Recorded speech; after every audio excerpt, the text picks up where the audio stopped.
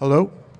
Okay, if everybody can have a seat, if our inductees could sit in the middle, that would be great.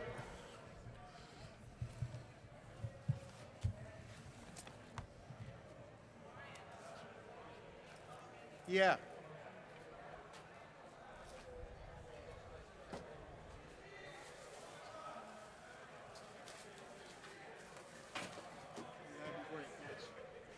Where's Craig?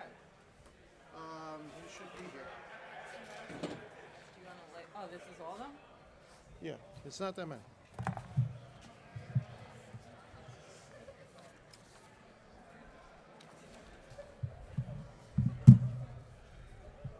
Okay, if everyone can have a seat, we'll get started.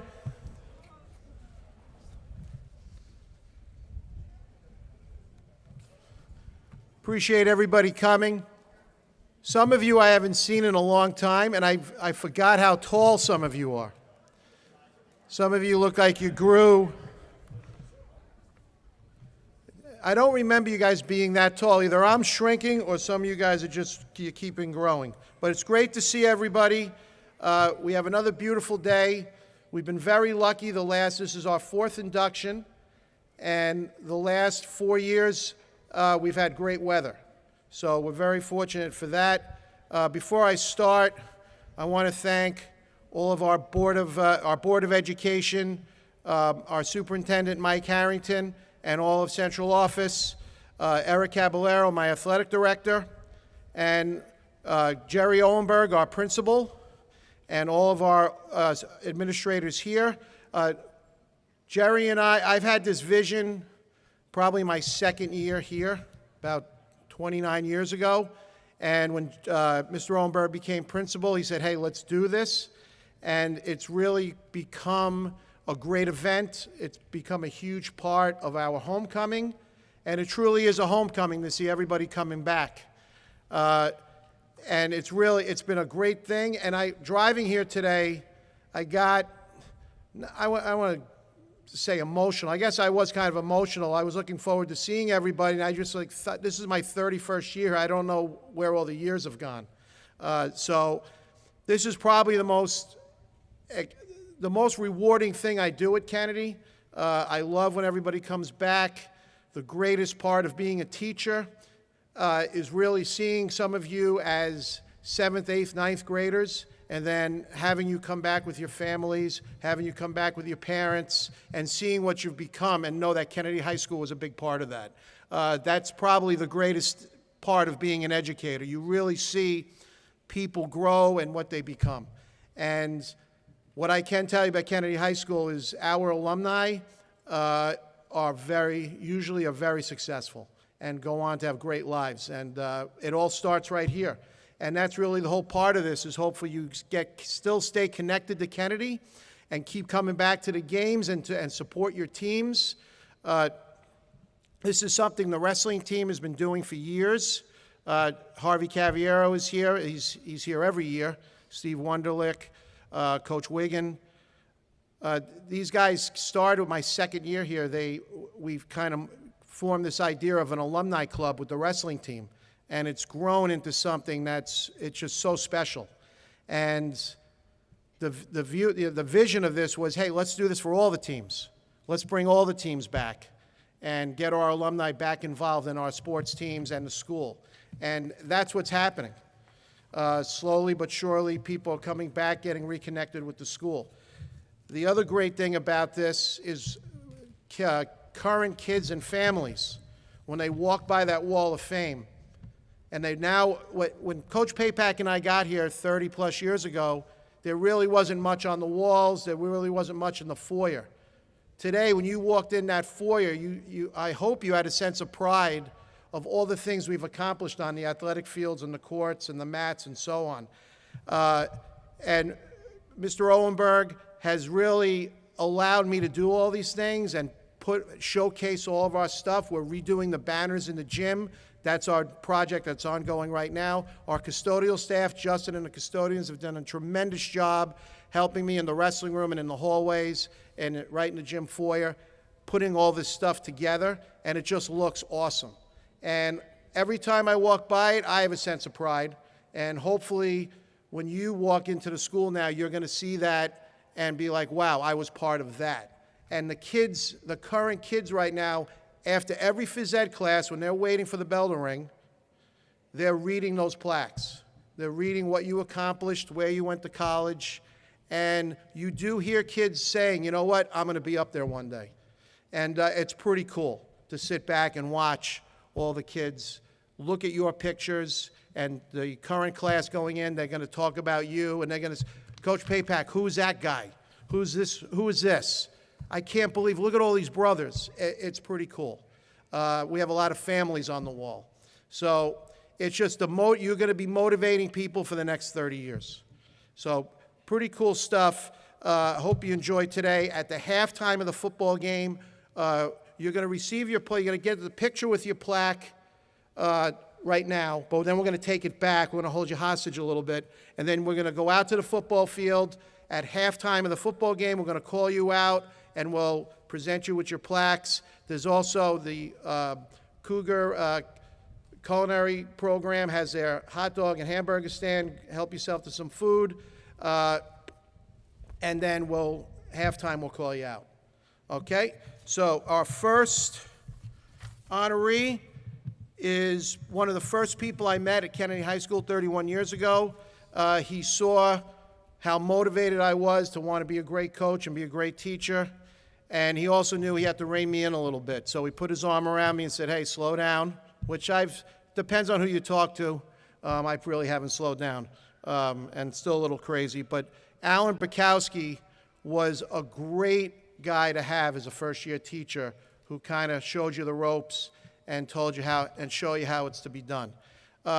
He helped me buy my first house. He taught me about finances and we talked about everything. And I'm so thankful to this guy for everything he's done for me. But the one thing he did for me, which he probably doesn't know, is watching from afar. And all the coaches that we're honoring today all had this trait. And it wasn't about all the championships. I'm going to read what he accomplished, and it's incredible what he's done. He's a national level coach. The number one thing he taught me was the players have to want to play for you. And it's not about you, it's about them. And if they want to play hard for the coach and for the school, you're going to win championships and you're going to be very successful. His runners were so dedicated to him, and they would do, no pun intended, they would run through a wall for him. And whatever he told them to do, they did. If he said, you have to do this in the summer to be a county champ, they did it. And it wasn't the best guys only did it, it was the bottom guys. It was the guys who helped you win that county championship. That was the other thing. He didn't just pay attention to the best kids on the team, he paid attention to the guys who were on the bench or the slowest runners on the team and try to get them up to speed. And that's how they won all those county championships. He was an original staff member here. He was a cross-country and track coach.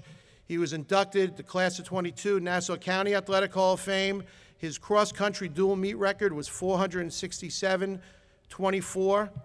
In 1976, they won the cross-country New York State Championships. We won 151 consecutive dual meets between 1986 and 1996. The team won 80 individual team championships, 11 Nassau County team championships, 15 teams qualified for the New York State Championships, 13 individual Nassau County cross-country champions. On the track, 3 Nassau County championships, 3 New York State champions, 78 county champions, 17 relay champions, 4 New York State relay champions, and 1 national relay championship. I'd like to call Paul Weschler and Coach Bukowski's daughter, Tara, up to the mic just to say a few words about Al.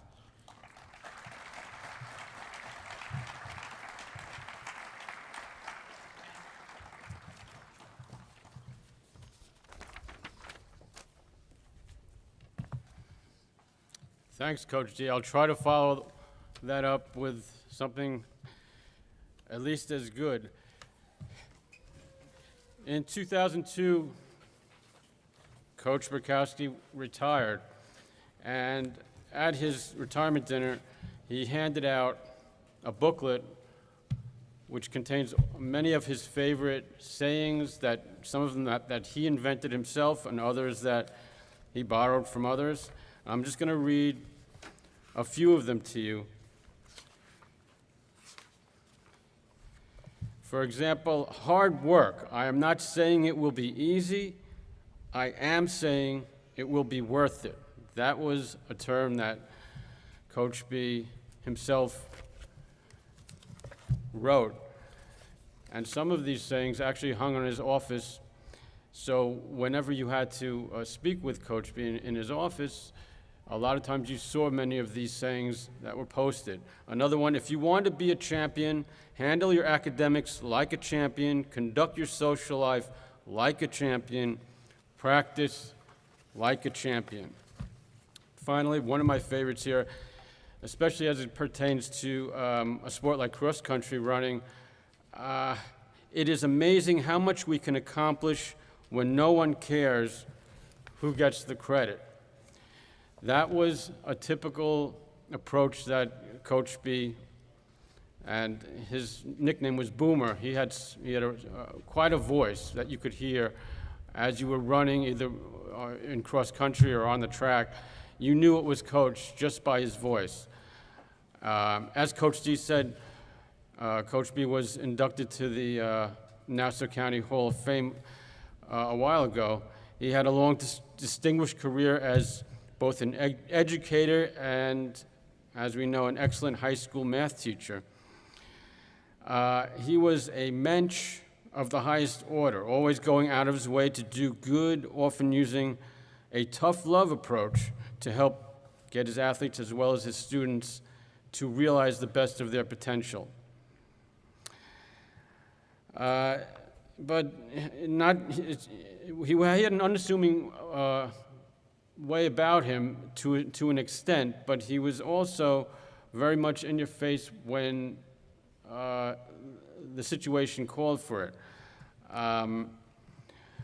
We have a lot of memories for us, all of us who experienced Coach B collectively, and I have to say for anybody who was here at that time, we all know what kind of a person he is and what he was at that time. From what I understand, he was a graduate of SUNY Cortland, and after that, before that, he actually was in the Air Force, correct? I think his first teaching experience was at Cincinnatus High School in upstate New York. From there, I think he moved to Long Island, and the rest is history in terms of his career at JFK Belmore.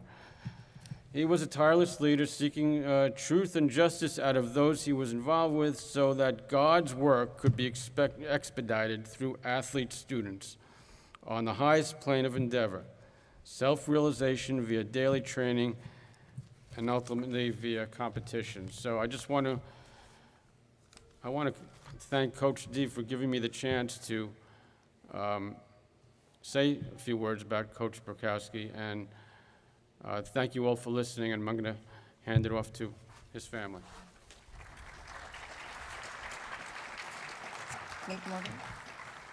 Mom. Okay. So first, thank you so much for this induction for my father. It's disappointing that he cannot be here, but he is suffering from Alzheimer's. And sadly, I'm sure many of you have personally experienced this horrible, debilitating disease as well. He was one of the Kennedy High School OGs back in 1966. And fun fact, I was the first child born to a Kennedy faculty member. And as my sister, brother, and I grew up, we spent so much time here in the hallways, on the track, and even in the classroom. The runners who graduated in the 70s were like big brothers to us. They were the first crushes for my sister and me, and were frequent visitors at our family barbecues. They watched out for us at practice and meets, worked alongside my dad at flea markets, and met our grandparents. Basically, they became part of our family. Through the years, more and more entered our circle. I am so grateful for social media as it has allowed me to stay connected to my extended family. He was a wonderful, dedicated math teacher and truly made a difference as an educator. A former student once shared with me that he named his son Ryan, which is my brother's name. Every day he looked forward to getting up and coming to this place with the sole purpose of making a difference in at least one life each day. His true love, however, was on the cross-country course and the track.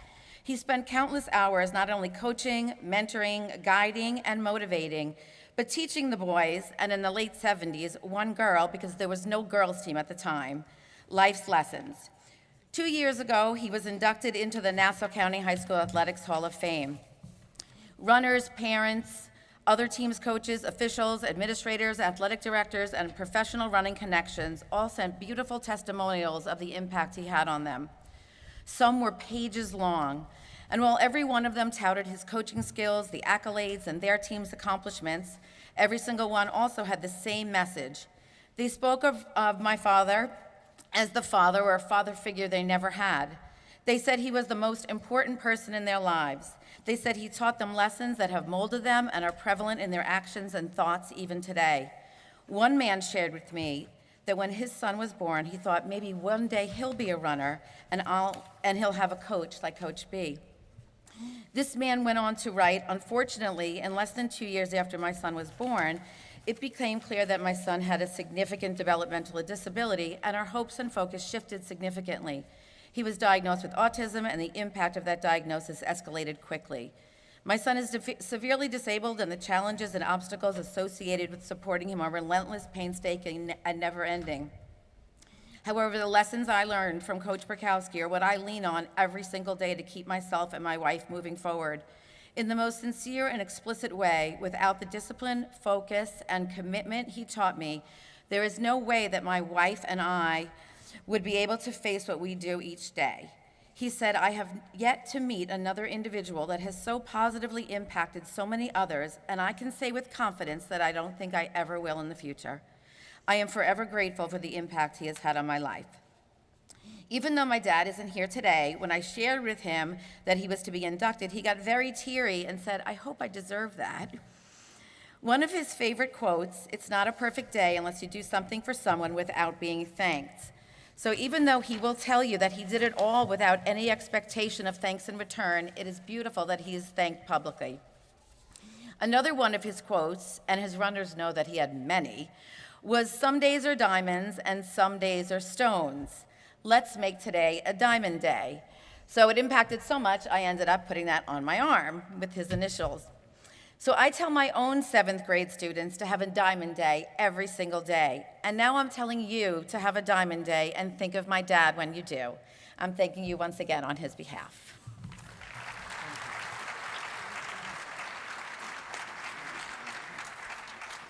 You can take that. You can take it. Okay, I'd like to call up Coach Wiggin up to the podium. So, oh, I don't know. I don't know where the guy went. What? You got to tell the guy. I'm sorry about that. So, Coach Wiggin, former wrestling coach, is going to speak on behalf of Coach Mousehart. Bob was another guy who took me under his wing. In 1994, I was the youngest teacher in the building. I'm now the second oldest. So time has flown. But Bob, again, I worked with a lot of great people, Bob being one of them. And every year, Bob comes back to all of our wrestling events, all of our alumni functions, and has been really instrumental in helping our wrestling program. Coach Mousehart is a legend here at Kennedy High School. He's an original staff member.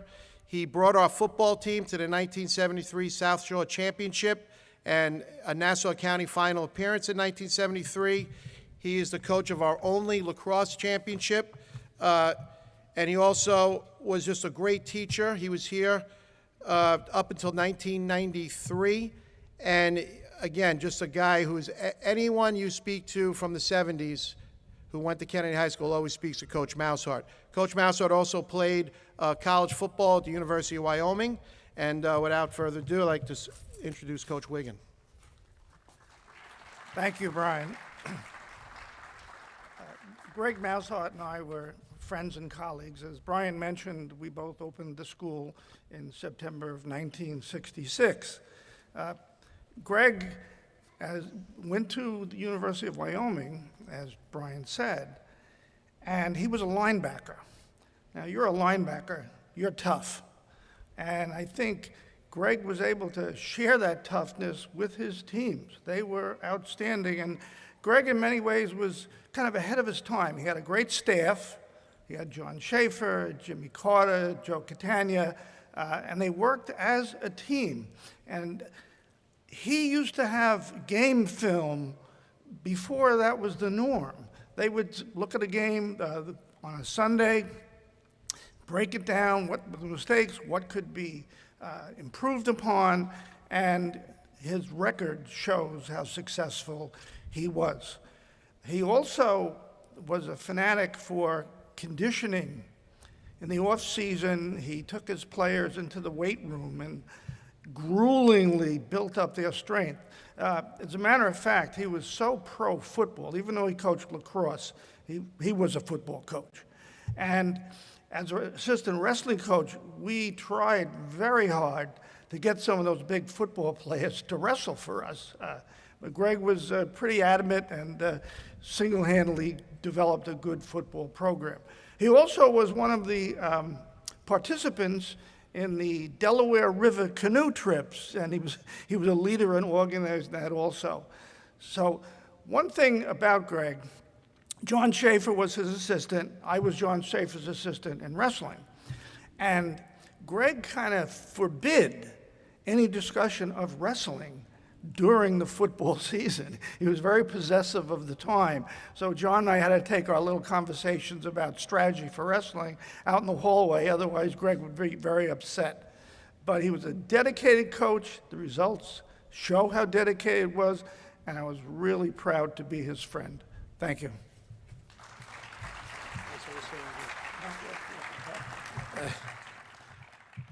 So I spoke to Coach Mousehart's daughter at the beginning of the week. Unfortunately, she couldn't make it. And Coach Mousehart's living in North Carolina in an assisted living facility.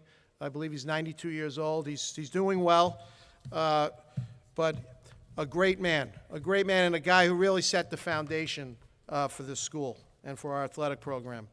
Our next coach, again, very lucky, very fortunate to have worked with him. My first year at Kennedy High School, I was his assistant coach. And what a way to start your career at Kennedy High School. He's one of the most accomplished coaches in the country as far as wrestling.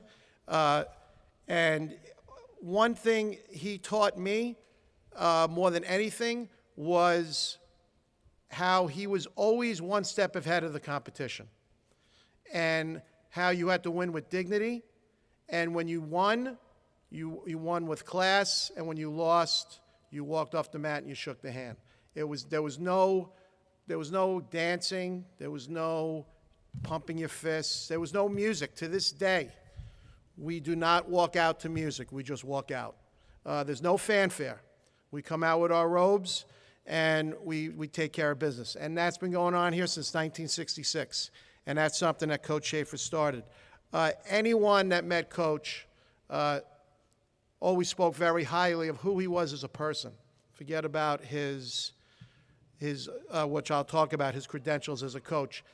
And again, the one thing I noticed when I got to Belmore Merrick, because there were so many great wrestling coaches in Belmore Merrick, and I was the youngest guy, and they were pretty hard on me. Only Coach Wiggin and Coach Munich were nice to me. Everybody else was kind of like I had to earn my stripes.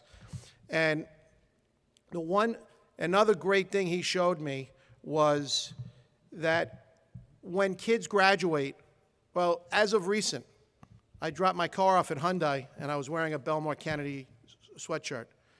And someone said, "Do you know John Schaefer?" This is a true story. I said, "Yes." He goes, "I wrestled for John Schaefer." And that's what I'm always reminded of. I wrestled for Bob Burry. I wrestled for Bob Wiggin. I wrestled for John Walter. And they wear it with such pride. And every time I hear that, it reminds me of that's what's important. You know, the wins and losses, the wins, the championships, they all come. But they come when you believe in the coach. And that's what all the people we're honoring today, that's what they did for their players. And it's pretty cool. It never gets old. And then the guy started going into stories about Belmore Merrick Wrestling and Calhoun and Mepham and Kennedy. And I had to call Coach Papak and tell him I was going to be a few minutes late to class. They love the old guys. who wrestled for these legends love to talk about their coach and wrestling. John was a wrestling, football, and track coach from 1968 to 1995. He was a phys ed teacher here with us. In 1969, he was Nassau County Coach of the Year. In 2022, he was also, along with Coach Bukowski, inducted into the Nassau County Athletic Hall of Fame. In 2001, he was in New York State Wrestling Hall of Fame, and in 2000, he's inducted into the National Wrestling Hall of Fame. His dual meet record was 244 wins, 86-9. He won 4 Nassau County championships. His teams won 20 league, division, and qualifying championships, 8 invitationals. He had 3 New York State championships, 3 New York State individual champions, 13 New York State place winners, 26 county champions, 65 Nassau County place winners, and 73 league champions. John was ahead of his time. He brought the Granby roll to Long Island. Nobody knew what that was. And again, he was just one step ahead of the competition, like Coach Moushard was, like Coach Bukowski was. Great, great coach. I'd like to have Coach Wiggin speak briefly about Coach Schaefer, and have Coach Schaefer's family and his wife Pat and his daughter Sandy to come on up.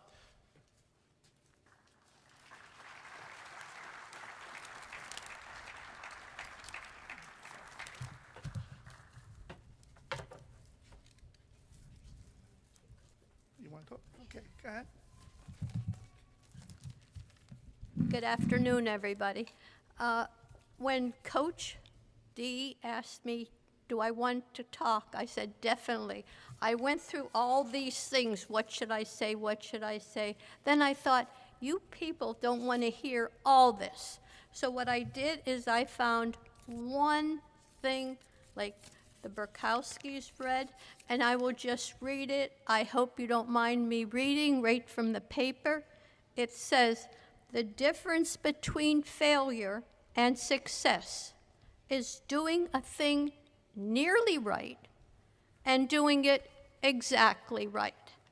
My husband coached wrestling, and the only thing I remember, he was always late because he was always working more because he had to get the boys in. They have to understand I'm going to let Bob Wiegand tell you, because I asked him, how do you say 2 reversals? How do you say 3 back points? And he said, well, that's what I was going to talk about. So I said, Bob, I'm giving you the speaker.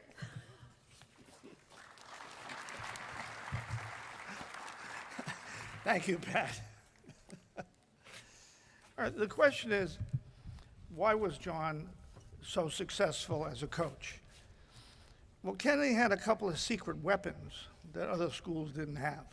And one of them I have to mention, because people will say, well, John came here in '69, he inherited a great team. He did. We had great raw material. But what people don't know is that John was the coach at Grand Avenue Junior High and helped to mold that team. After John came up here, the coach at Grand Avenue Junior High was George Munich. And he was absolutely outstanding coach. As a matter of fact, Grand Avenue fed Kennedy High School and Mepham. Most of the wrestlers from the Grand Avenue team came here. Some went to Mepham. If you were to go and look and evaluate how many county champions went to Grand Avenue before they came to Kennedy or Mepham, you would be astounded. I'd venture to say that George Munich has the record for that. So there was a continuity of coaching at Kennedy High School, with George laying the foundation at Grand Avenue, John building upon it. Now, John was an innovator and a technician. He introduced to Kennedy, as Brian mentioned, the Granby roll. The Granby roll was a move that was developed in Granby, Virginia. And John heard about it and got his Pat, the 3 girls, Sandy, Sherry, and Susie, and a bunch of wrestlers, and they drove down to Virginia to find out about this Granby roll. And John saw it, he studied it, he practiced it, And he brought it back here to Long Island, and believe me, it was a secret weapon. It was revolutionary. Referees didn't know what it was. Before a match, John would take the referee into the wrestling room and have one of our wrestlers, maybe Richie Lubell here, demonstrate the Granby roll and show exactly how you attained control. It was amazing. It was amazing. John also leaned heavily on the notes and the philosophy of Frank Sprigg Gardner, who was considered the father of New York wrestling. Coach Gardner was a coach at Mepham in the 40s and the 50s. As a matter of fact, he was my coach in the 50s. And he had a regimen, a discipline, a concept of repetition and drilling, which allowed Mepham to dominate high school wrestling. We had two situations where we had won 100 matches straight. That's years without losing. So John's strength was taking a complex hold, a complex maneuver, and simplifying it step by step. So, yes, we were county champions. We were undefeated, but everyone didn't start out as a champion. They developed due to John's coaching. In addition, John was a gentleman. As Brian mentioned, his philosophy was the time for talking is in the room. The time for talking is when you're practicing, not at the time of the match. He was known for his demeanor on the bench. The talking came in the wrestling room. After a match, I had a cassette player, and some of you know what a cassette was, I think, right? And I would make comments concerning the match, and then after the match, and then Monday, we would go over it and try and see where our mistakes were, see where we could improve, and be better the next time. Leo DeRocha, coach of the Dodgers, said, "Nice guys finish last." No, nice guys finish first, and John finished first. John had a reputation, as I say, for not questioning. And I think, you know how people play the refs, particularly in basketball and also in wrestling, and sometimes they're critical of the call, but they're looking to get the next close call. John wasn't like that. John was a gentleman, and I know from personal experience, after I stopped coaching, I became a wrestling referee for 38 years. And I spoke to other referees, and it's really true. You get more with honey than vinegar. We would get, I'm not saying that the referees weren't accurate, but if it's close, I think they leaned in our way because they respected the fact that John was a gentleman. It was a pleasure and an honor to work with him for many, many years. Thank you. We're going to do the teams and then we're going to do some of the individuals. Have a seat, give you a little break, and then come back. Okay. Could the family of class of 1969, George Lockyer, come on up? So again, when I first came to Kennedy High School, Coach Schaefer, Coach Wigan, all the old-timers at the time, as I was a young guy, basically giving me a history lesson of Kennedy High School, and a name that always came up was George Lockyer, quarterback for our football team. And everybody talked about how great of a player he was, great athlete. He was a three-sport athlete here. And like his coach, like Coach Moushart, he played at the University of Wyoming, which is a pretty big deal for a kid from Long Island to go to play football in Wyoming. He was a 1968 All-County football player. He was part of the Gridiron 44 team. In wrestling, he was part of the 69 Nassau County Championship team. And in track, he was a 1969 South Shore Discus champion. He was also the Jacob Gunther Male Athlete of the Year, and he played a 4-year football player and also a 3-year wrestler at the University of Wyoming. Interesting about George, doing this project, I had to become almost like the U.S. Marshal Service trying to find people. George was pretty tough to find, and it took me at least 2 years to find him. And part of the reason was when I first came up with the name George Lockyer, I kept saying it was a guy from George Lockyer who lived in Nebraska. So I turned the page because nobody from Belmore is moving to Nebraska. I mean, we got great beaches here. Why would you go to Nebraska? But anyway, his name came up again as somebody he felt we should induct, and I said, let me go back. So I go back, and sure enough, I go back to the page where I saw George Lockyer from Nebraska, and he was wearing a Wyoming football shirt this time. I'm like, that's got to be the guy. So I was able to reach out to him. He did everything he could to come, but he just couldn't make it. He just gave me a little thing about what he's doing right now. After graduating from Kennedy in 1969, he played football and wrestling at the University of Wyoming. After college, he entered the Air Force, and for the next 6 years was a combat crew commander for the Minuteman missiles, and also served in the 1st Aerospace Division, working with satellite launches and testing missiles. After the military, he worked for a company in California for 2 years, and then moved to Nebraska with his 2 children, purchasing a farmstead where he has resided for the past 42 years. In 1984, he took a position as a teacher, athletic director, and coach, and later the principal at Lincoln Christian High School. He's coached football, girls volleyball, track, and wrestling. After 17 years at the school, he left to become a pastor at a local church, and then returned to the school in 2013 as a consultant teacher and head wrestling coach, which he is still doing. He's the wrestling coach this year at 72 years old. He has been married for 52 years. And he is deeply indebted to Kennedy High School, especially coaches Jackson and Schaefer and Coach Mousehart. A Kennedy legend, no question about it. His nieces are here today to accept his plaque on his behalf. Class of 1969, George Lockyer.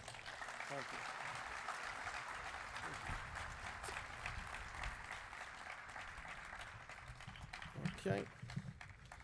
Can I have the Geese family come on up?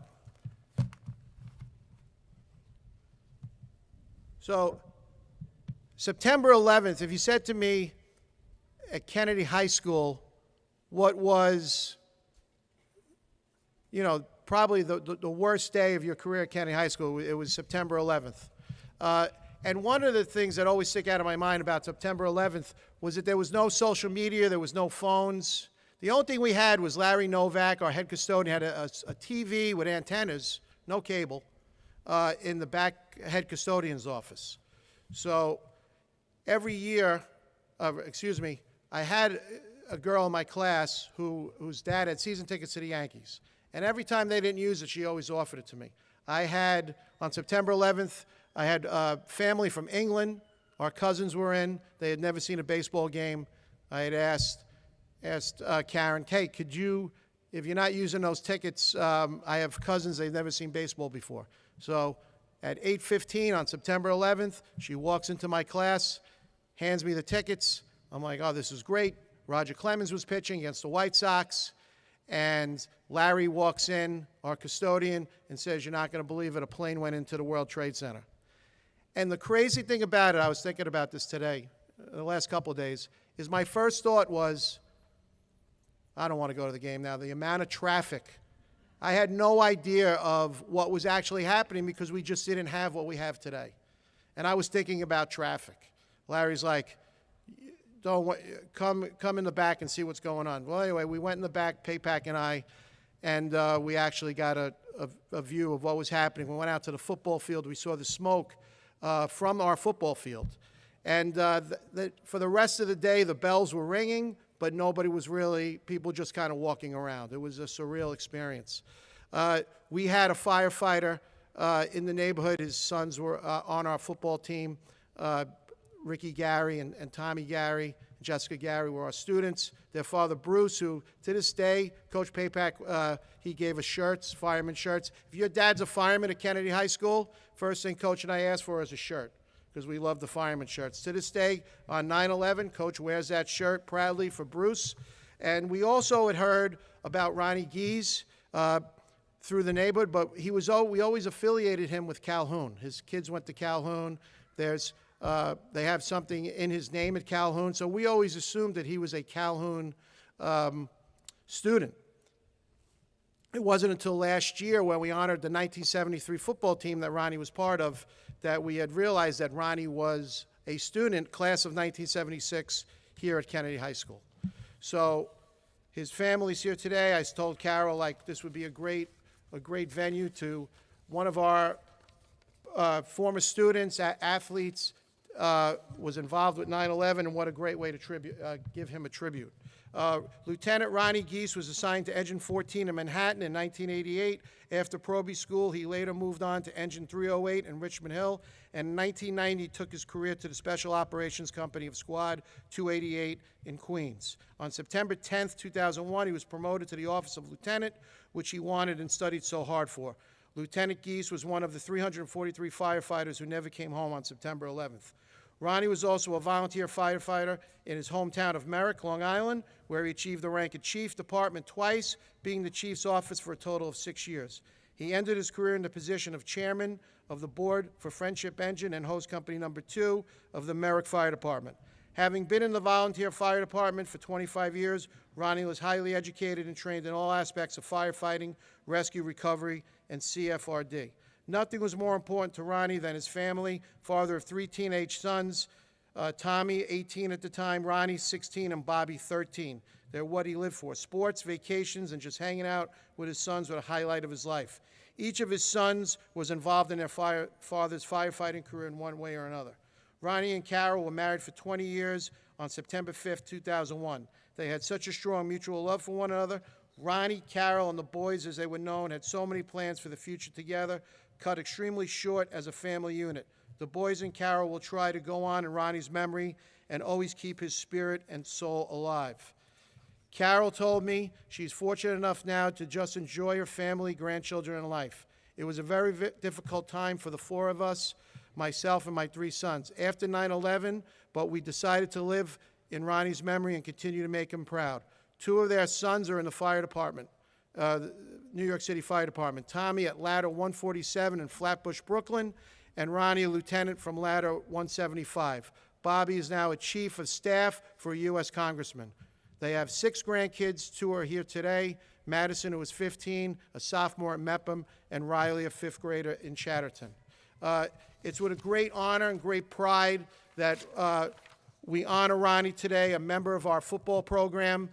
His plaque will be up with all of our athletes. And again, everybody, when they walk by that wall, they'll be reminded of his heroism and what he did on that day. And I think that's very important, that we never forget that. All of us have been touched in some way on that day. I lost my best friend on that day. I had some friends of my friends' fathers lost on that day. We all have a 9/11 story, and it's important that the younger generation realize that, and to have one of our own make the ultimate sacrifice on 9/11, I think it's important that that plaque is up there amongst our Kennedy great athletes. Even though he wasn't the best guy in the football team, he was still part of the team, and that's been kind of the theme all day today, and a great tribute for Ronnie, and I thank his family for coming. We really appreciate it.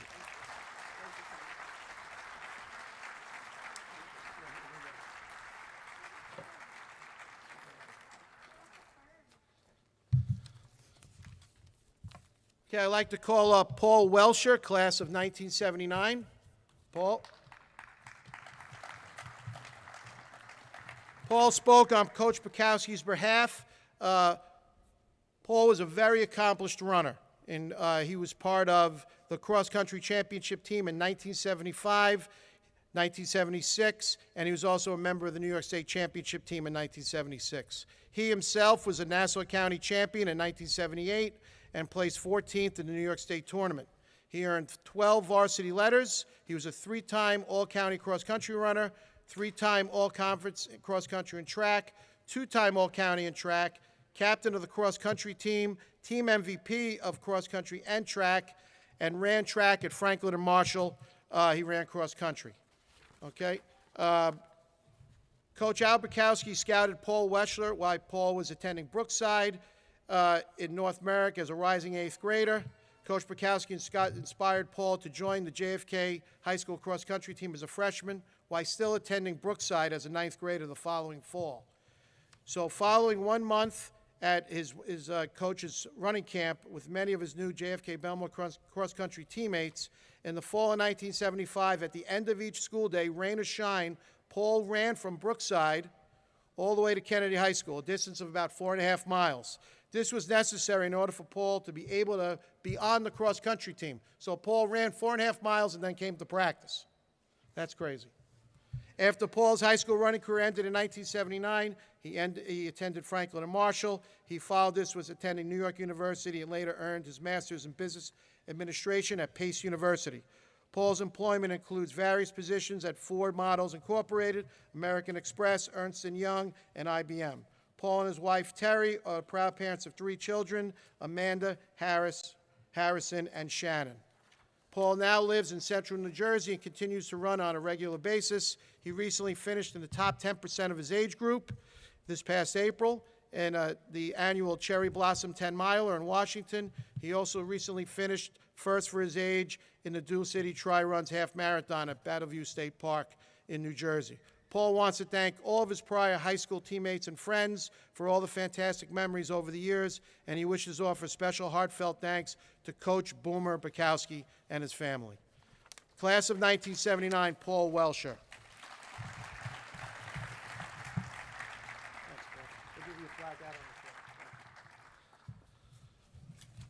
Okay, I'd like to call Rory Block up to the mic. Coach Block. Coach Block is one of 2 people that have been here longer than me. Coach Block has been coaching basketball for us for over 30 years. He's going to introduce class of 1997, Judd Levine. Thanks, Brian. Come on up, Judd. Welcome, everyone. It's a pleasure to be here. Congrats to all the inductees. And this first guy is a very humble individual. He was the point guard on the 96 team that won the conference.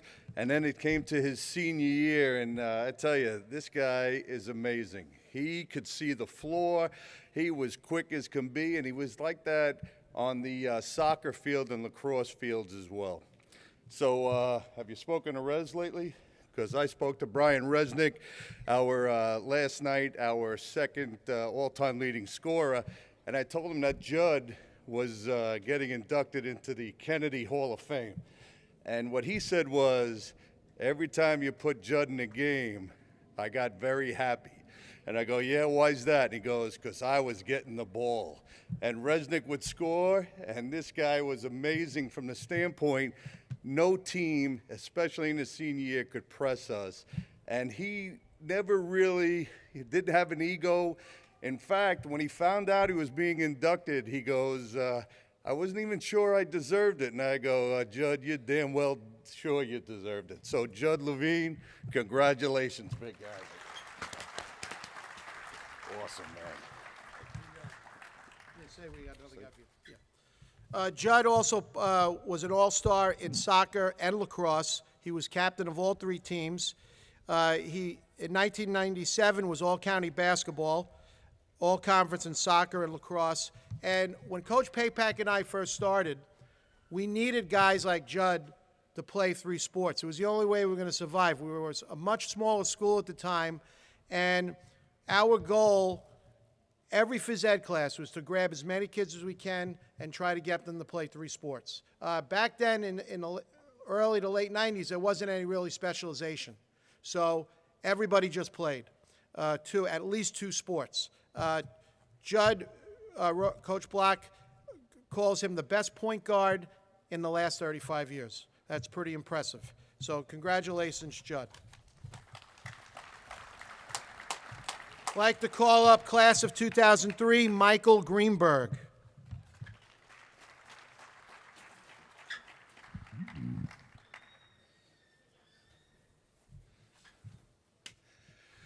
So Mike Greenberg, around the time, so we went from Judd Levine, graduating in 97, then you see a big, strong guy in the back there with a bald head who's huge, who led us to the semifinals by the name of Steve Drury. So Steve Drury came in after Judd, and after Steve was leading us to the semifinals, in comes pint-sized Mike Greenberg after Steve Drury back there.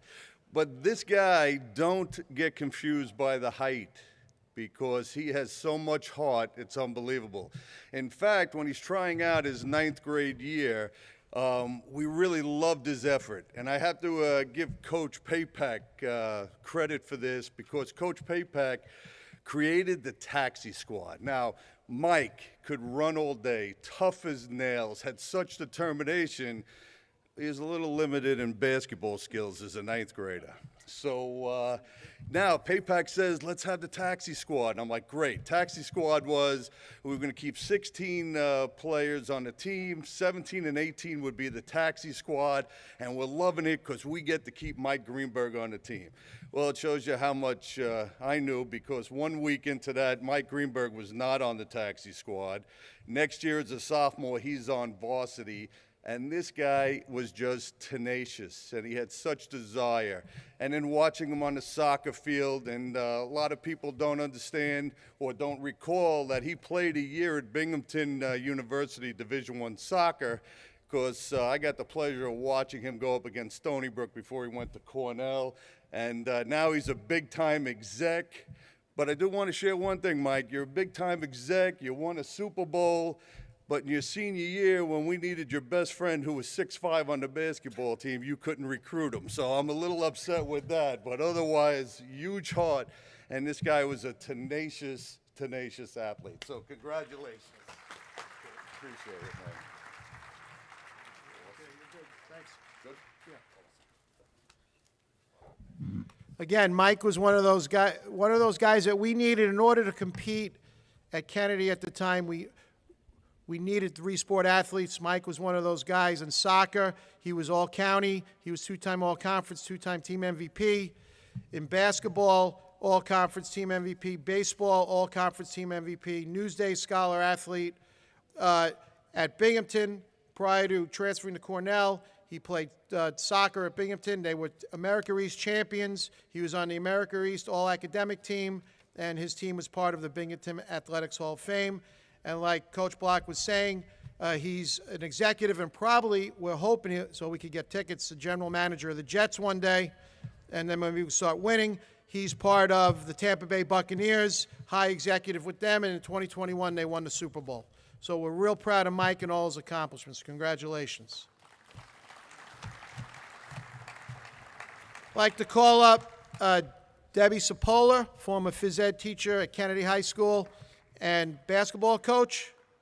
And when I saw Debbie retired in 2019, and she's never looked better, and I think I'm going to retire as well, because I'm not looking that good. I'd like to call Diane Drury up, class of 2004. And we'll bring her sister up, her twin, Michelle Drury, class of 2004. And all the kids. Woo!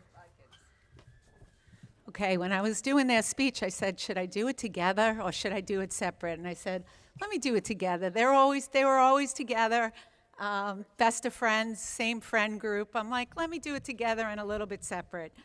And now we have a whole big following. Okay, these girls were two of the greatest kids I had the pleasure of coaching. When people describe students that just have the magnetism that you want to be around, that make their teammates better, it was definitely Diane and Michelle. I mean, as a teacher, you become immune in a way to kids leaving, because you're with them 4 years, you see them every day, but then you don't see them anymore. But you just become used to it. But when these two left, I had such a sadness. I had just come to Kennedy, and I had them for 2 years, and they left, and it was a sad day. They were always in my office, always giggling, making me laugh, and they're just two great kids. They were respectful, fun, hardworking, talented athletes. I started coaching them in the junior year in girls basketball. We were in the toughest conference, playing very large schools like Massapequa, Uniondale, Freeport, Farmingdale. I remember I told them, we need to work in the off-season if we're going to get better. So they recruited their friends from a summer league. Actually, one of them was 4'11", who never played basketball, Jess Messina. She played with us, but it was just great. And their senior year, we just fell short of making the playoffs. These two left it all on the court. I vividly remember Michelle's shoulder popping out in the middle of a loose ball. I'm like, get the ball. And she's like, my shoulder's out. I'm like, oh my God, come out of the game. But nothing would stop her. The twins left and built a program ensuring it would thrive in the future and inspiring others to follow in their footsteps. Both Diane and Michelle also excelled in volleyball and softball, and they continued their athletic career playing volleyball for Malloy University. I would first like to congratulate Michelle Drury, who is all-county volleyball with leadership honors, all-division basketball, all-division softball. Congratulations on your induction. It is well-deserved.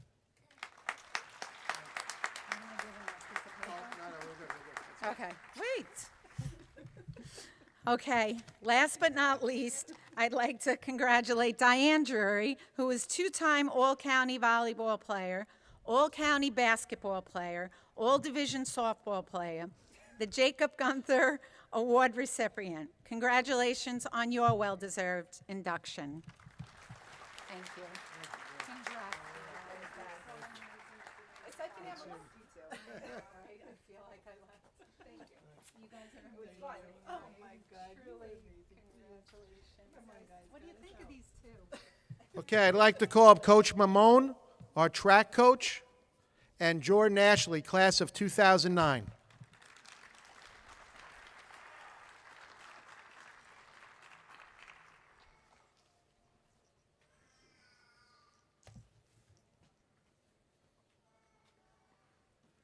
Good afternoon. It is an honor to speak about Jordan today. Not only was he the first athlete that I met when I started here in 2008, but since then we've actually become amazing friends. He was a groomsman at my wedding a few years ago. So after graduating, we've been very close and always hanging out, always talking track mostly. That's why he's here. In my first year, Jordan was a senior, so I really can't take too much credit for his success. He had an amazing high school career. I just put the finishing touches on, is how I like to say it.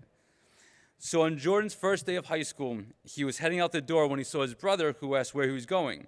And he told his brother Alex that he said home. His brother said, go do cross country, go try it out.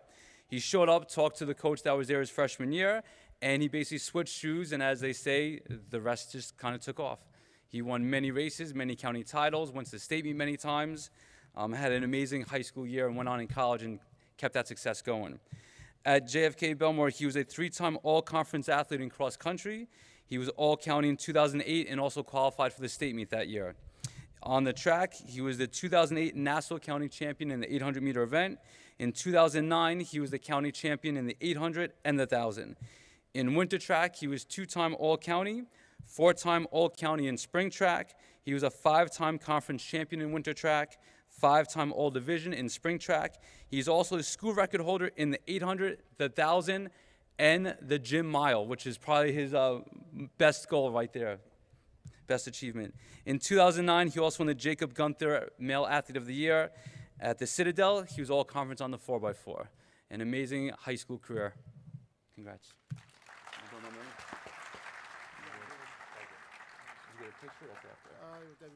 All right. Okay, is Coach Ringel here?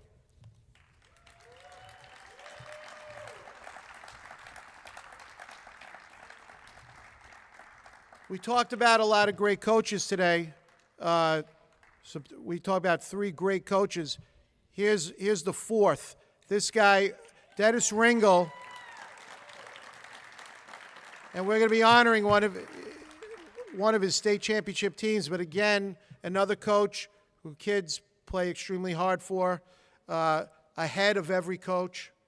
Like Coach Bukowski's runners had the best technique in the county. Coach Schaefer's players, wrestlers had the best technique in the county. Coach Moushart's teams were more prepared than any other team. Coach Ringel's if you watched Coach Ringel's volleyball practices, you'd be astounded. It was incredible to watch.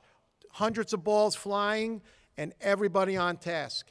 And we had, when you watched us versus the other teams, it was coaching. that really separated ourselves from everybody else. We were the most knowledgeable team. We were the best drilled team. We had the best technique of any team. So it's no surprise that I believe we have 3 volleyball players being honored today and a state championship team. I'd like to call up the class of 2012, Ben Kanarick. Is Ben here today? Ben, come on up.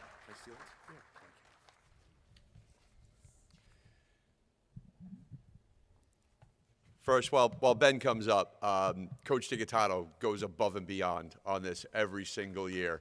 I've had the privilege of being able to induct people or speak on people's behalf the last number of years, and the day just keeps getting better. Thank you so much, Brian. First, Ben, I mean, to see you here with your family, with your 2 beautiful girls, Ava and Callie, I don't know, it just reminds me this is why we coach. I mean, the coaches in the room, and there's a ton of us in here, we don't coach volleyball or football or basketball or any other sport. We coach young men and women, and when I saw you here with your family, just a flood of emotions came over me, Ben. I mean, this is why we do it. It's for the relationships. It's the enduring relationships especially. So it's just great to see you here today, Ben.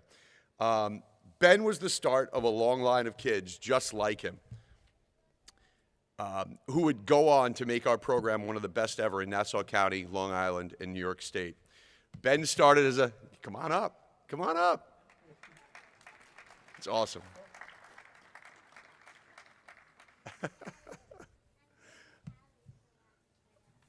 Ben started as a football guy who happened to just play volleyball, and he ended his career as an excellent, dedicated volleyball player.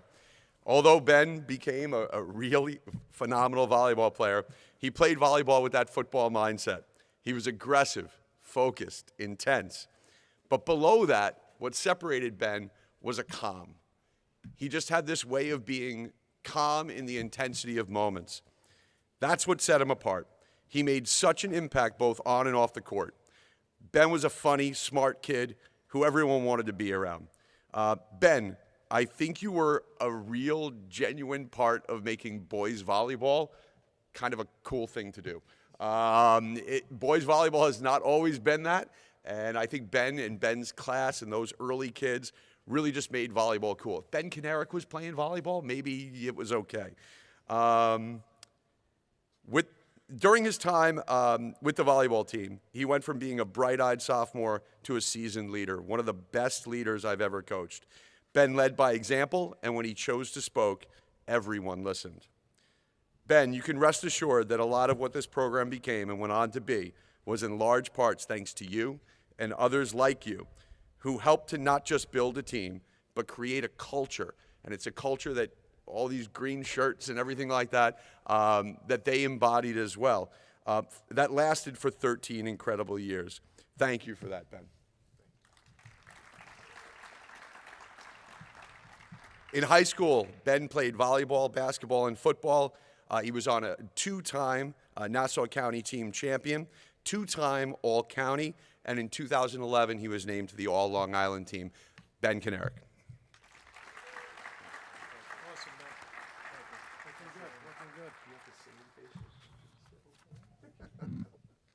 Okay, class of, hang on, I'm out of order here. Where is he? Oh, here we go. Sorry. Class of 2016, Mike Iannello.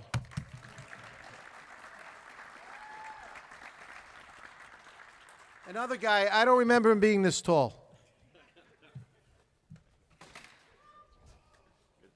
Good to see you, man. Flip to my Mike Iannello page. That's going to be $44. But it's true, right? I think Mike was always this tall, but he definitely did not have this mustache in high school. Not a chance. So one of the worst days of my coaching career came the day Mike stepped into my room.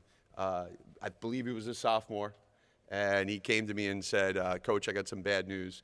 I got an issue with my back, and I don't know if I'm going to be able to play. I don't know when I'm going to be able to play. I'm going to be wearing a brace, and it's going to be a difficult couple of years. And I remember looking at Mike and seeing the pain in his eyes that he wouldn't be able to do the thing he loved most for a prolonged period of time.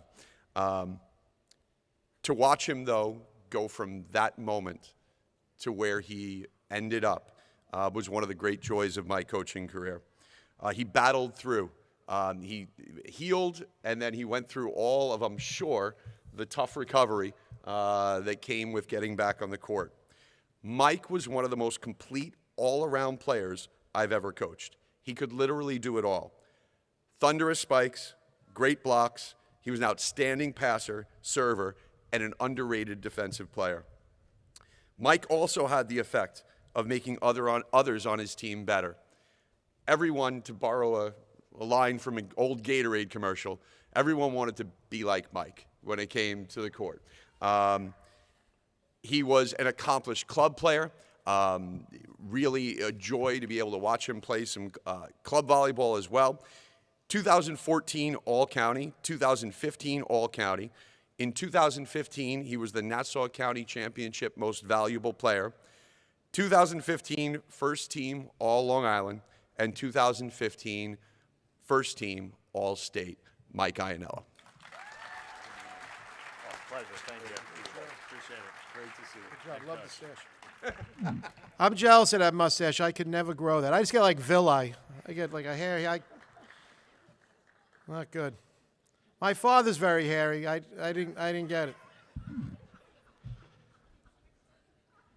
But he also gave me the gene that Mr. DeLolio always reminds me of, that it constantly reminds me of, that I'm going bald. And every male in my family, we're all balding in the same spots except my two brothers. One guy went to Turkey to get hair transplant, and the other guy takes the pill. So I'm the only one naturally going, fading away. They look great. Class of 2018, Josh Kaplan.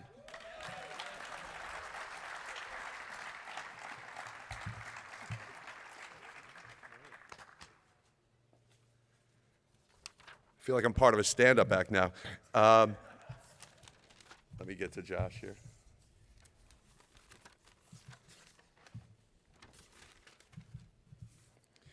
So Josh Kaplan was one of the most analytic, intelligent volleyball players I've ever coached. In the 2017 state finals year, in many matches, Josh was the difference maker on the court. His high IQ, which came from countless questions and observations, just trying to get better, helped make our team go. It's no wonder Josh spent his time in college working as a student assistant basketball coach. Josh was a leader and a culture kid as well. He took pride in being part of something great, and it showed in everything he did. Josh shined the brightest in the playoffs, where his right side presence gave us balance, making us nearly impossible to defend. Josh, in many ways, you, Stephen, and the rest of the seniors on that 2017 team laid the groundwork and are largely responsible for our 2018 state championship team that we are honoring today as well. I'm sure all of these guys will agree they stood on your shoulders to achieve what they did. Josh has a lot of accomplishments. In volleyball, 3-time Nassau County team champion, 2017 Long Island team champion, 2017 New York State finalist, 2-time All-County, 2017 Nassau County All-Tournament team, 2017 All-Long Island second team, and then in 2017 he was named to the first team All-State for his performance in the state playoffs. In basketball, he was a 2018 All-Conference, tennis, 2018 All-Division. Josh Kaplan, in many ways, represents kind of a lost art, the multi-sport athlete that was a high level in everything that he did. Josh Kaplan. I'll see you later. I'm going to keep Ringle up here. I'm getting tired of him, but we're going to keep him up for one. I think he's got one. This is the last guy. Then he comes back a little later. Also like to have Coach Block come on up. Class of 2018, Steve Carlson. Thank you.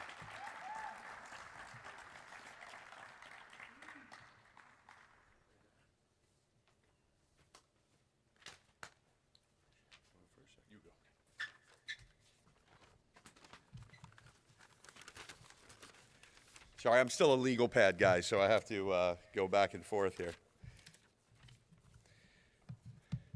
Steve Carlson was one of the best athletes I've ever had the honor to coach.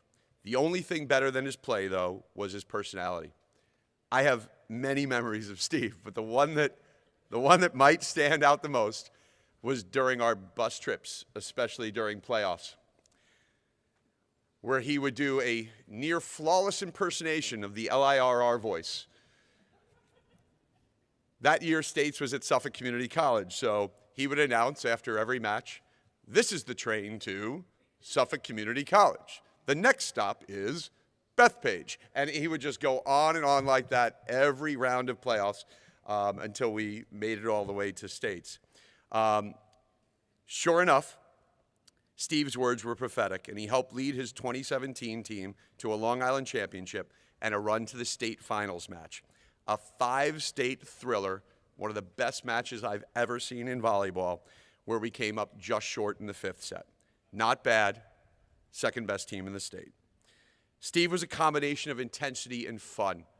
To watch Steve dance, to shout, yes, the old wedding song, Shout, that was their favorite, was a treat. He was a full buy-in guy of all that we were about. Turn the page, trust the process, hard hats and lunch pails, all of it. Steve embodied it. He didn't just believe in it, he embodied it. Steve's athleticism, his ability to be able to get off the ground quick and hit, probably still to this day, the fastest quick ball in the middle I've ever seen, made our team go. Steve, I'll just talk about the volleyball stuff. He went with a basketball picture, but I'll forgive him. Steve was our team MVP in 2017. 2-time Nassau County All-Tournament team. 2-time All-County. 2017, he was named All-Long Island, All-State. 3-time conference team champion, 3-time Nassau County champion, 2017 Long Island champion, and in 2017, a very big part of that 2017 New York State team runner-up. I'll turn it over to Rory Block. I'm going to echo much of what Coach Ringel said. Steve Carlson was a phenomenal athlete. He was a phenomenal volleyball player. He was a phenomenal basketball player. Steve Carlson was strong. He could jump. The only other athlete I'd put him in comparison with jumping was our all-state high jumper, Jason Smith of '94. Steve Carlson could have played any sport he wanted, and he could excel, and he never got unhinged. He was always under control. I mean, this guy could do it all. But I'm going to remember him, besides being a 2-time all-county player, just how nice he was to my son when my son would be at practice. And my son really appreciates Steve Carlson, and so do I. Thank you, Rick. Appreciate it. Good job, Dan. Thank you, Dave. You got it.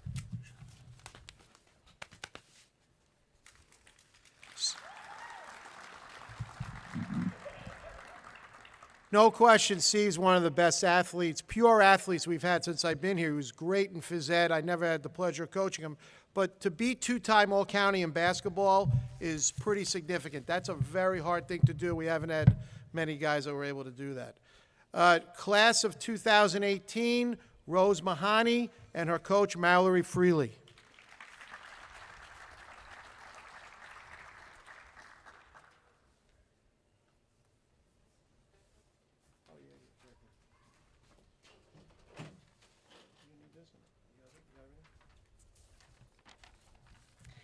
Good afternoon, everyone. It is with immense pride and joy that I stand before you today to induct an exceptional individual into the Kennedy Athletic Hall of Fame, Rose Mahoney.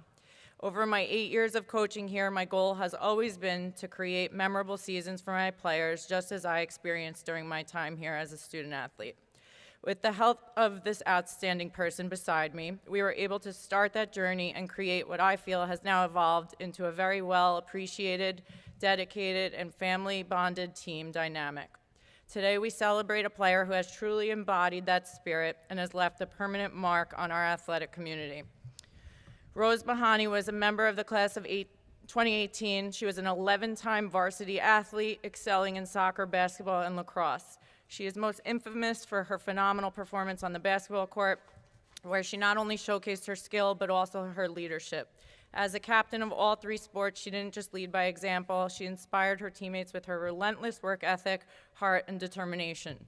Anytime I'd give the girls a water break, Rose barely would take it, and she'd be sitting there shooting, probably because her dad was screaming at her via text message about it, and I must make note right now, this is the quietest he's ever been. Thank you, Mr. Mahoney.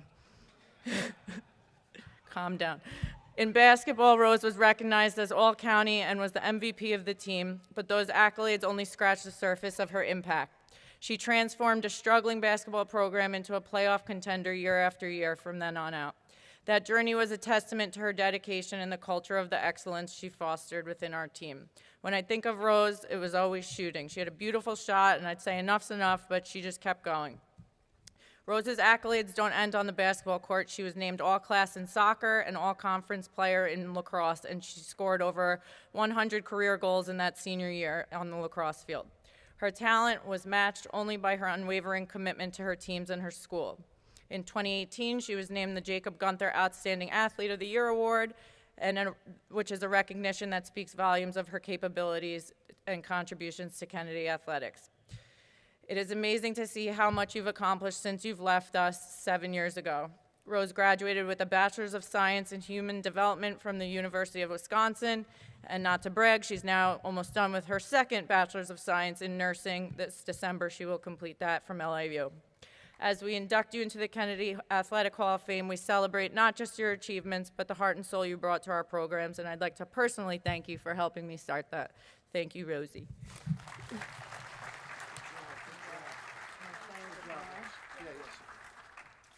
Is our family here? Yeah. I'd like to bring up the Gelman family for class of 2020, Kennard Gelman.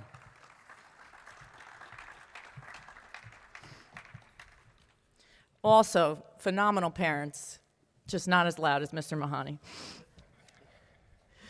It is my honor to stand before you today to induct another truly exceptional athlete into the Hall of Fame. Kennard's journey through our athletic program is nothing short of remarkable. From her first steps on the soccer field, it was clear that she possessed a talent that set her apart. A 2-time All-County selection and a member of Newsday's top 100 players in 2019, Kennard not only excelled as an individual, but also led her team as captain, inspiring her teammates to reach new heights.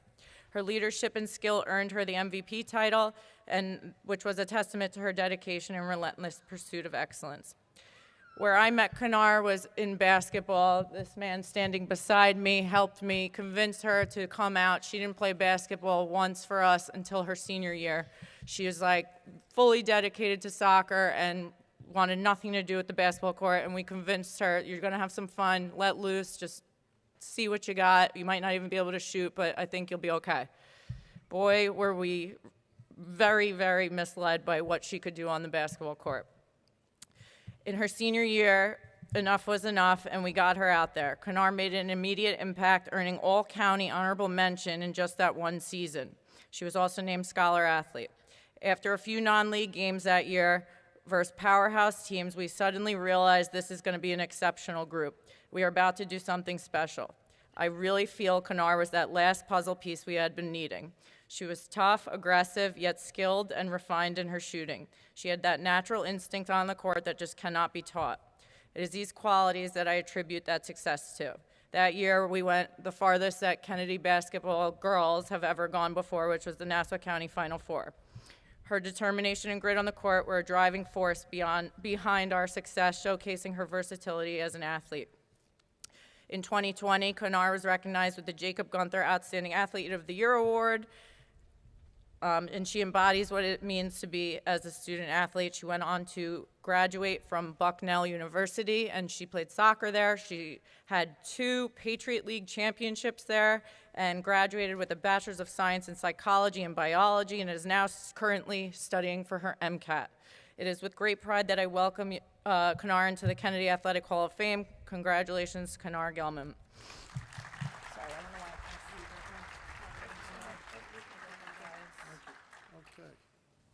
Okay, so we're going to honor, we have 3 teams that we're inducting this year. And the first team, I'd like to call up all of the wrestlers, the 1973 wrestling team, and any wrestler that's here, any old wrestlers. Come on up. All of our wrestlers. The 1973 wrestling team is regarded as one of the best teams in the history of Nassau County, arguably the best, depends on who you talk to. And I say that because I like to look at what these guys did after they graduated Kennedy High School. And we had on this team an NCAA champion, multiple NCAA All-Americans, Big Ten champions, many national qualifiers, wrestlers that wrestled in University of Florida, University of Iowa under Dan Gable, University of Michigan, Columbia, Hofstra, a couple of other Ivy League schools I can't think of, Princeton. We had just about every wrestler on this team wrestled at a starter, I should say, wrestled at a very high level in college. It was a remarkable team. They were 11-0, Nassau County champions, division champions, South Shore champions, Central Islip tournament champions, Windsor tournament champions, which is regarded to this day as one of the toughest tournaments in the state.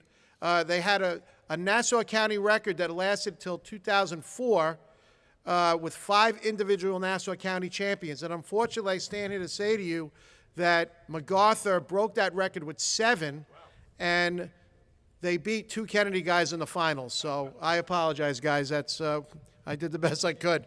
They had 2 additional all-county wrestlers. They had a New York State champion and a third-place finisher in the New York State champions, Richie Lubell, who's standing next to me, who then went on to win the New York State championship in 1974. So all 3 of our New York State champions were on the 73 team.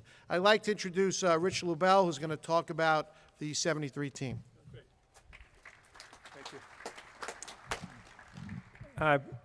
It's nice to be here. I'm very humbled by all of the fantastic athletes we've heard about today. I'm really impressed by the volleyball achievement. I think you guys, I never expected to say this, but I think you rival our team as maybe being one of the great teams ever in Kennedy history. But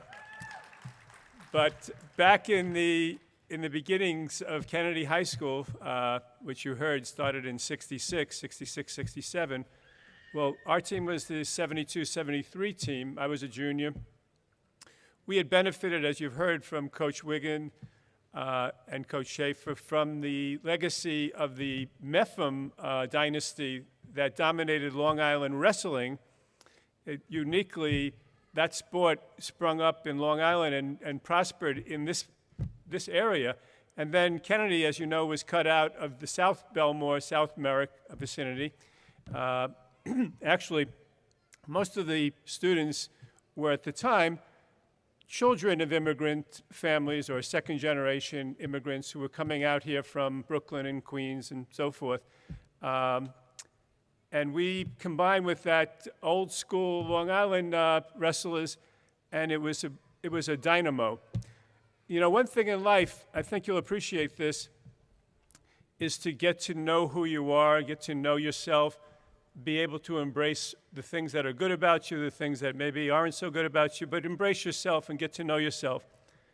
Well, when we were high school wrestlers, we knew we were the best team in the state. We knew it. We knew it in our loins, in our hearts. We knew we were the best. I don't know if you volleyball guys did, but we knew we were the best. And when we went out, we were going to show it to the other folks. And we were largely, from the years 1969, where we were a county champion, to 71, another county champion, to 73, county champion with 5 individual county champions, 74, in my senior year, another county championship. In that span of 6 years, 4 county titles. I mean, we only lost maybe once or twice during that whole span of time. And if you talk to anybody who knows wrestling on Long Island, they still bow down to the Kennedy boys of that generation, that early 70s generation. And then life got more complicated, as it does for most of us after a while. But back then, it was sweet. We were unconscious.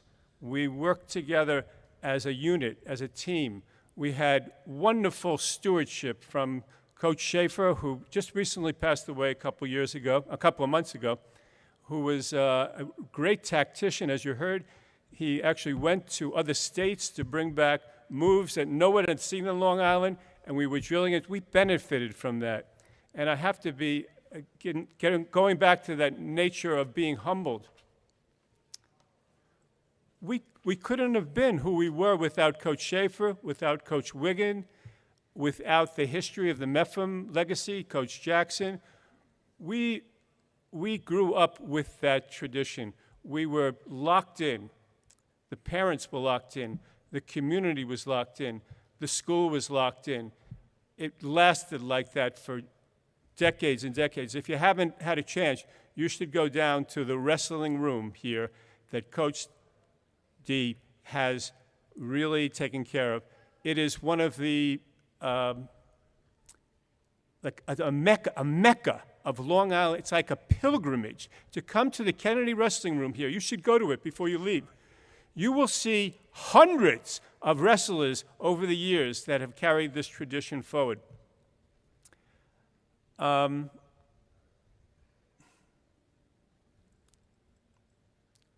I don't know what to say anymore, but it left a lasting impression on my life. I still come back, look at these guys. We're still tight as a unit. We lived through that capsule, that time capsule of history that is just as present today as it was back then. We share that. It's a lovely thing to have in one's life, to be able to call up those memories right away and share them. I'm sure a lot of you teams who have spoken feel the same way. So on that note, I'll pass it back along to Coach D. Thanks, guys. Appreciate it. Thank you. Okay. Yeah, these guys were a tough act to follow, but tremendous pride. And like I said, anytime anybody's wearing a Kennedy wrestling sweatshirt or T-shirt, somebody will stop you and talk about these guys and say, I wrestled this guy, and oh, I wrestled for that. It's pretty cool to be part of. I'm not sure if we have anybody that's here to represent the 2001 spring track team. Did anybody come today?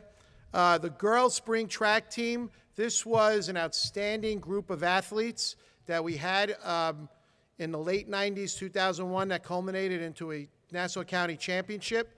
It was the first of its kind for the spring.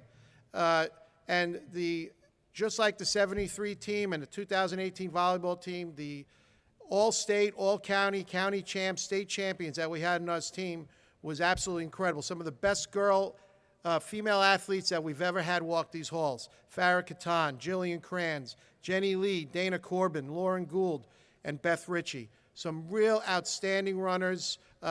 They were really the first group of women that we had here that really brought us to where we are today. A lot of our women's program has never been better. Last year we won a Long Island championship in softball, and we have more accomplished athletes in the last 10 years on the women's side than ever before. So it's real exciting, and we're getting better every year. 2001 girls spring track Nassau County champions. I'd like to call up Coach Ringel and all the volleyball players that are able to come today of our 19-1 New York State Championship volleyball team.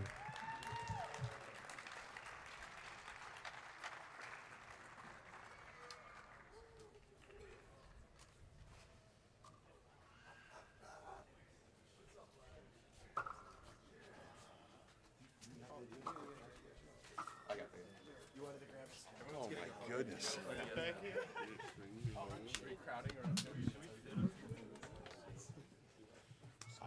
We might have the whole team. First, I'm a person that feels very much at home in a gym.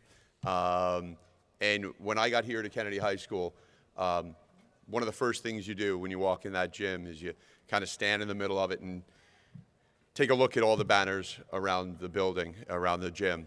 And I remember thinking, if we can come anywhere close to what the wrestling program did, we're doing pretty darn well. And to have one of you mention our program, I can't express it completely. Really appreciate it. You know, conference or division titles are special. They are. They're special. County championships are really special. There's something incredible. Long Island championships are just so rare, and they're just such an amazing accomplishment. State championship, that's the absolute pinnacle. That's as high as you can go in high school athletics, and this group did that. As a coach, your words, your lessons, your taught values and principles go only so far as a team buys in. This team was as 100% bought in as any I have ever had the privilege to coach. Instead of going through records or stats or anything like that, I'm just going to tell a few quick stories. One thing we had on our team was a concept of, we called it milkshakes. One of the best things in, sorry, Lela just cracked me up. One of the best things in life for me as a coach is going into a situation where a coach calls a timeout. They try and break your momentum or cause some sort of regression to the mean. And if we can run off enough points where that coach calls a second timeout before that team has scored a point, I have always, with all of my teams, the next day I bring in milkshakes for the team. For this team, they had gone all season without having milkshakes. And sure enough, in the state championship match, seemingly to the entire crowd for no reason at all, the other coach called his second timeout, and I've never seen a team go so crazy on a court in my entire life. The announcers actually stopped and said, wow, this Kennedy team sure is going crazy on the court out there. And I think that embodied this team. There we were in what should have been some of the most tense moments of our entire existence, and they're celebrating the idea that when they get home from Albany, they're going to have milkshakes the next day. Another story that comes to mind is a little Jimmy Chipwood story, for those of you who have ever watched the Hoosiers movie. In that movie, Jimmy Chipwood they go into a huddle and they design a play for the last play, and Jimmy just looks at everyone and goes, Coach, give me the ball. I've got this. Sure enough, in the Long Island Championship, 5th set, we have just kind of that moment. I didn't even know about it until days afterwards. Called a timeout, down 13 to 14, match point against a very strong and well-coached Eastport South Manor team. And sure enough, one of our players, Tyler Anderson, went into the huddle and said something to the effect of, give me the ball, I've got this. 3 points later, we were headed to the state championships. I can't go without mentioning the legend of Sam Schwinger.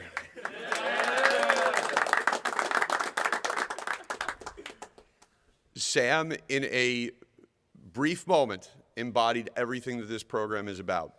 We had a moment where our starting setter, Cooper Moran, came down awkwardly on his foot, and we didn't know till weeks later that he had broken his ankle and played through it for the state championship match. But it was a next person up mentality, and that next person was Sam Schwinger.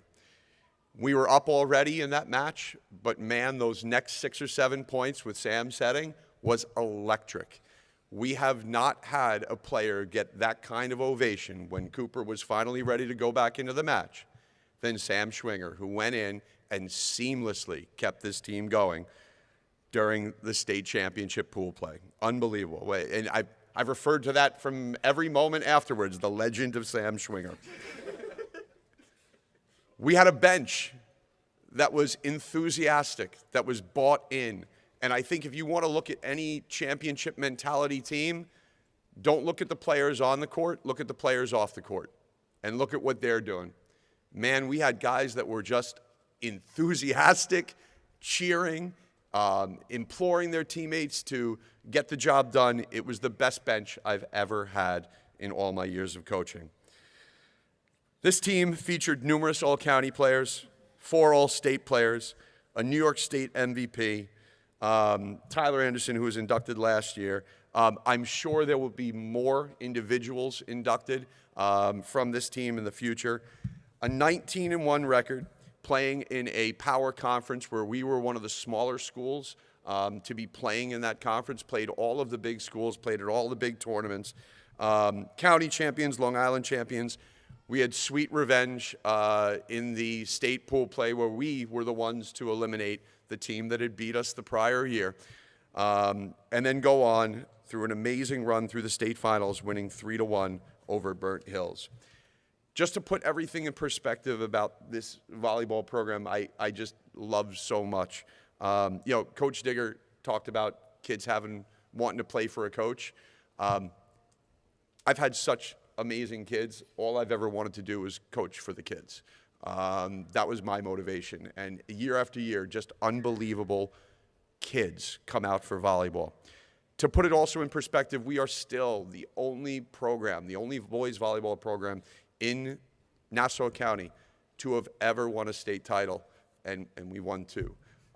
So it's just one of those things that, like, it gives just an extra little badge. Like, Nassau County is not the volleyball capital of New York State, and yet we had the right people, the right mindset to do that. It is my honor and privilege to speak on behalf of the 2018 New York State Championship team.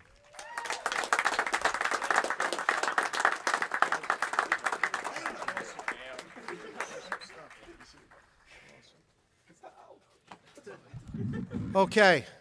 So that concludes our induction ceremony. We're going to go out in the hall, and we're going to unveil the latest part of our Hall of Fame.